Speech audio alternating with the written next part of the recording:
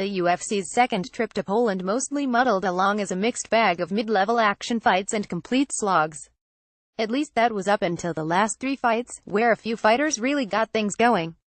Jan Blachowicz reasserted his place in the UFC light heavyweight division with a crazy submission over Devin Clark.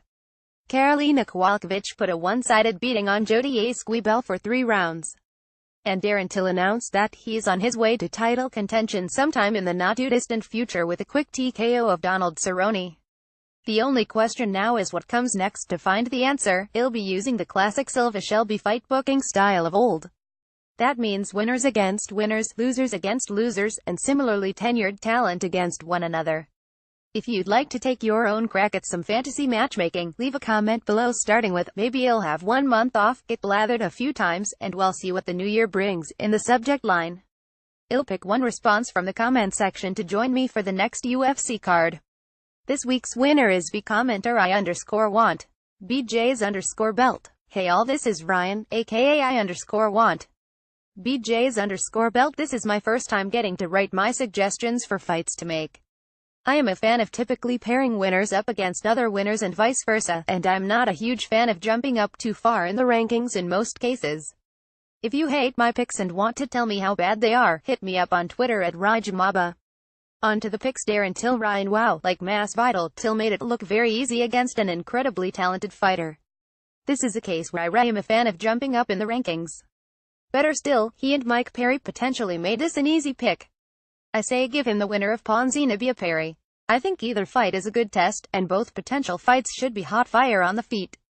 Zane. The division is Darren Till's oyster after that win, and there aren't many fights that fans won't be happy to see him in.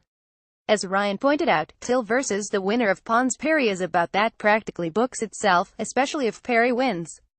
But a fight against the winner of Magna Condit, Oliveira Medeiros, or Covington Maia would be no less appropriate. If the UFC is smart, they'll keep him far away from Covington Maia for now and focus more on the possibilities of Perry Condit Oliveira.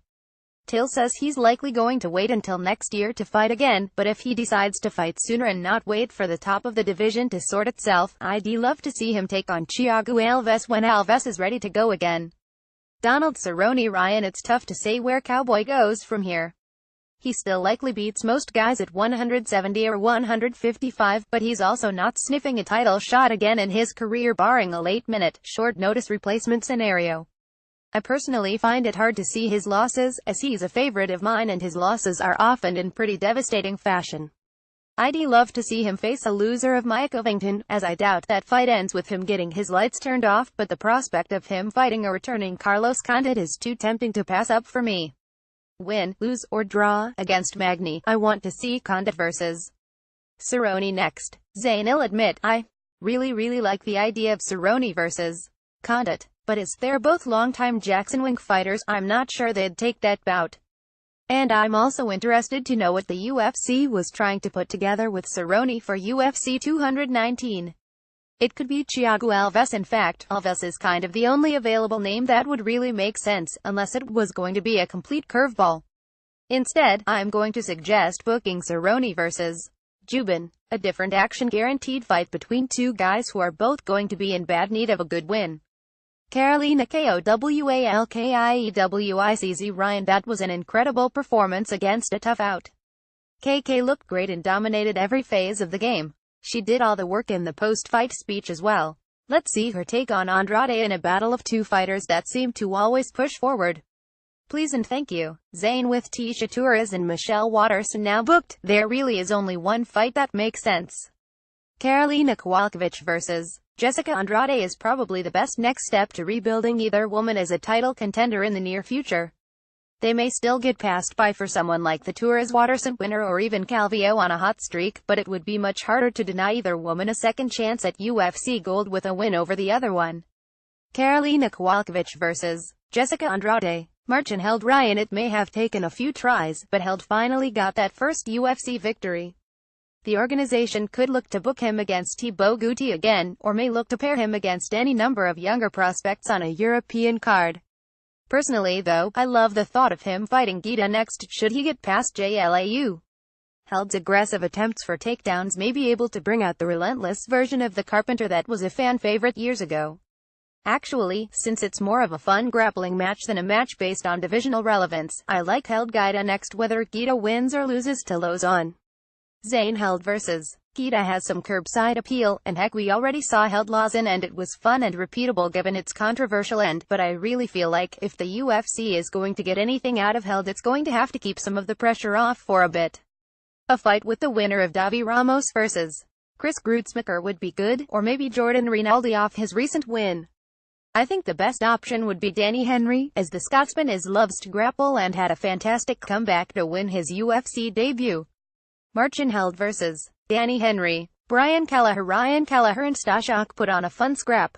Kelleher's request of a top 15 opponent next seems warranted, especially since I don't see him getting his rematch with Vera anytime soon. There are a few options, but I like the idea of him fighting the Font Munhoz winner next. Zayn, I'm not sure a win over Damian Stashak should be a ticket to the top, although that submission of Iuri Alcantara is still pretty sweet. Instead, I think there are two great action fight options staring Kelleher in the face. Option 1 would be recent prospect killer Cody Stamann. Option 2 would be veteran action fighter Russell Doane. I like the Doane fight a little more for the Hawaiian's extreme violence potential matched against Kelleher's constant aggression. Brian Kelleher vs. Russell Doane. Ramazan. Emev Ryan short notice replacement or not, that was a very impressive performance by Emev. For all the criticism about his lack of output, Alvi is a very tough out, and Emev made it look pretty easy. I think about with Anthony Smith could be a fun scrap, but I ultimately think pairing him up with the winner of the Santosh Hermanson fight is a better match at this time. Zayn Emev has left the UFC in a weird spot. As a 30-year-old veteran with 8 years of pro experience, he really is in position to fight at the top of the division immediately. But this performance was grindingly slow and ugly and could make him a tough sell. Smith would be a fun fight that likely guarantees some action, but Smith may be headed to light heavyweight. If the UFC really does want to fast-track him, Tim Boetsch and Brad Tavares are the best options. Between the two, Boetsch is the most guaranteed fun. Ramazan Emev vs. Tim Boetsch. Andre "Philly" Ryan. This may have been Philly's best performance in the UFC. Artem may get a lot of hate, but he has shown durability and some skill against UFC-caliber fighters in the past. After a dominant performance like that, I'd love to see Philly tested against someone like Shane Burgos. He could face the winner of Bandonai Volkanovski as well, but I ultimately like the thought of a stand-up battle with Hurricane Shane. Philly Burgos is my pick. Zayn, I do like the feel of Philly vs. Burgos. It seems like just the right step up after Godofredo Pepe for the Hurricane. He's also one of the few unbooked featherweights coming off a win and in position to take another bout in the near future. Given all that and that it would make a great matchup, Shane Burgos vs. Andre "Philly" seems like the fight to make. Warlley Alves Ryan. It may not have been the dominant first-round guillotine choke finish many were expecting, but Alves fought his fight and beat someone he was supposed to beat. It was nice to see him show a little more restraint, as his propensity for gassing and giving up the second half of fights has cost him in the past against fighters he had more talent than. Alves is honestly the hardest fighter to pair up. He has shown the ability to beat top fighters in the division, but he's nowhere near ready for the upper tier. I could see him fighting the likes of Omari Akhmedov or the winner of the Griffin Dos Santos fight, but I think the Aliyev Talib winner is likely a better next opponent. Zayn, there are so many fights for Alves in the welterweight division right now, I don't think there's any reason for him to wait for someone else to win or lose. Guys like Peter Sobotta, Leon Edwards, Zach Cummings, Danny Roberts, and Alberto Mina are all unbooked off wins. Out of all of those, I think Roberts would be the most fun and competitive back-and-forth fight.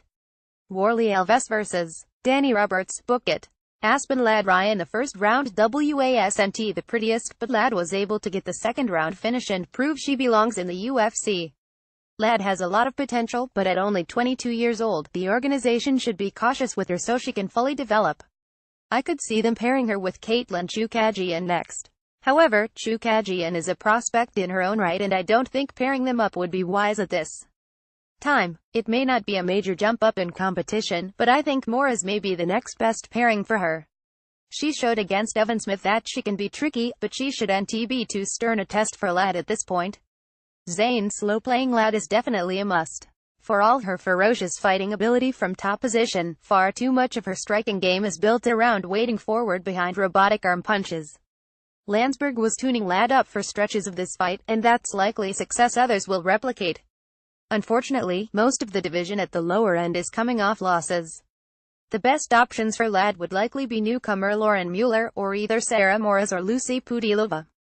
Moras seems like the most interesting matchup in a grappler versus grappler battle, especially after her strong upset of Ashley Evansmith. Aspen Ladd vs. Sarah Moras. Other bouts: A. Squibel vs. Moyle, Blokovzis vs. Dalloway, Clark vs. Craig, Pihota vs. Bird, Wilson vs. Wilkinson, Hack-Parist vs. Powell, Stashak vs. Scenes, Alvey vs. Siedenblad, Lobov vs. Hirota, Tuari vs. A. Reyes, Landsberg vs. Evansmith, Emmett vs. Katter, Durantes vs. Ishihara.